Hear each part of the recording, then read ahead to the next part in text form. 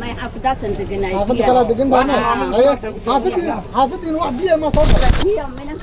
dhowr tuulo oo hoos timaada degmada Afgooye ayuu fatahaad ka sameeyay webiga Shabeelle kadib maalmihii la soo dhaafay oo rabab xoog leh ka daayeen degmada Afgooye deegaanada hoos yimaada xaafadaha magaalada ayuu saameyn xoog leh u geystay iyadoo dadkii deganaa hareeraha webiga ay ka barakaceen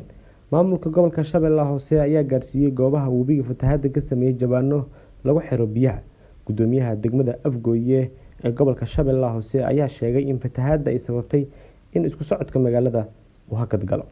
halkaan waxaan nooga imaaday gudoomiyihii gobolka iyo maamulkii kale idil halkaan wada taaganahay kadib markaan aragnay xaafadihii gabi ahaan inay saameeyeen biyihii ay gudaha u galeen dadka dhibaato fara badan ay ka soo gaareen halkaan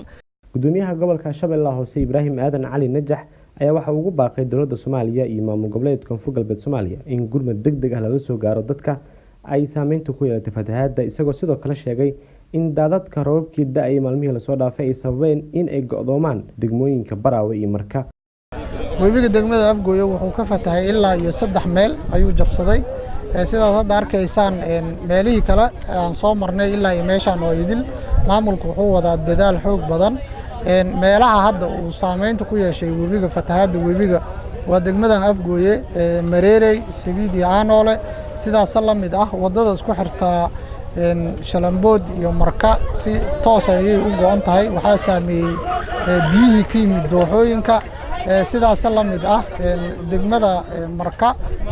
iyo degmada Baraawe sidaas la mid ah iyadana saameyn xoog leh ayuu ku yeeshay roobabka miyigaanka meesha ka da'ay sidaad ka wareysaan xeebaha degmooyinka xeebaha ee maaragtay badda saaran waxa ayagana dhibaato ku haya dooxooyin waaweyn oo biyo keena dooxooyinkaas runtii waxay jabsadeen ayagana meelihii awal hore heendaabka u ahaa Maxamed Juba warbaahinta qaranka